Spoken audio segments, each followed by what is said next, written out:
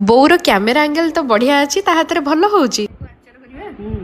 ଆରଥରକ ଆଚାର କରିଥିଲେ କଣ କରିବା? ଲୁଣି ଆଚାର ଟିକେ କରିବା, ମିଠା ତ କେହି ଖାଉନି।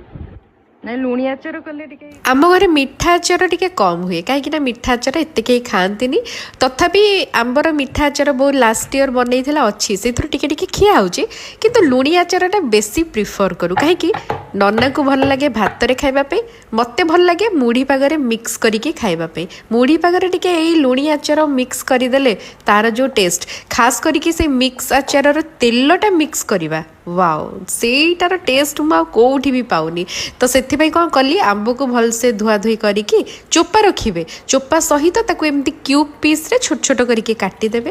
ଏଠି 4-5ଟା ଲେମ୍ବୁ ନେଇଯିବା, ତାକୁ ଟିକେ 2-3 ମିନିଟ୍ ବଏଲ୍ କରିବା, ସିଝେଇ ଦେବା। 2-3 ମିନିଟ୍ ବେଶୀ ନୁହଁ। ତ ତାକୁ ମଧ୍ୟ ମଞ୍ଜି କାଢ଼ିକି ଛୋଟ ଛୋଟ କ୍ୟୁବ୍ ସେପ୍ରେ କାଟିକି ରଖିଦେବା। ଏଇ ଯେଉଁ ପ୍ରୋଗ୍ରାମଟି ମୁଁ ଦେଖାଉଛି, ଏଇ କାର୍ଯ୍ୟକ୍ରମଟି ରାତିରେ ହେଉଥିଲା। ତ ରାତିରେ ଆମ୍ବ କାଟି ଦେଇକି ସେଥିରେ ଲୁଣ ମିକ୍ସ କରିଦେଇକି ବୋଉ ତାକୁ କ'ଣ କରିଥିଲା, ଓଭରନାଇଟ୍ ରଖିଦେଇଥିଲା। ସକାଳୁ ଉଠିଲା ପରେ ତା ଭିତରୁ ପାଣି ବାହାରି ପଡ଼ିଥିଲା, ସେ ଯେଉଁ କଷା ପାଣିଟା ବାହାର କରାହେଇଗଲା। ବାକି ଅନ୍ୟାନ୍ୟ ସାମଗ୍ରୀ ଏଠି ସବୁ ଅଛି, ଆପଣମାନେ ଦେଖିପାରୁଛନ୍ତି। ତେଲ ମଧ୍ୟ ସୋରିଷ ତେଲ ଗରମ କରିକି ରଖାହେଇଛି। ଯାର ମସଲା ପ୍ରସ୍ତୁତ କରିବା ପାଇଁ ସୋରିଷ, ଜିରା, ପାନମଧୁରୀ, ମେଥି, ଶୁଖିଲା ଲଙ୍କା, ସୋରିଷକୁ ଛାଡ଼ିକି ପ୍ରଥମେ ସବୁଗୁଡ଼ିକକୁ, ବୋଉର କ୍ୟାମେରା ଆଙ୍ଗେଲ ତ ବଢ଼ିଆ ଅଛି, ତା ହାତରେ ଭଲ ହେଉଛି। ଆଚାର କରିବା। ଆରଥରକ ଆଚାର କରିଥିଲେ କଣ କରିବା? ଲୁଣି ଆଚାର ଟିକେ କରିବା, ମିଠା ତ କେହି ଖାଉନି। ନାଇଁ ଲୁଣି ଆଚାର କଲେ ଟିକେ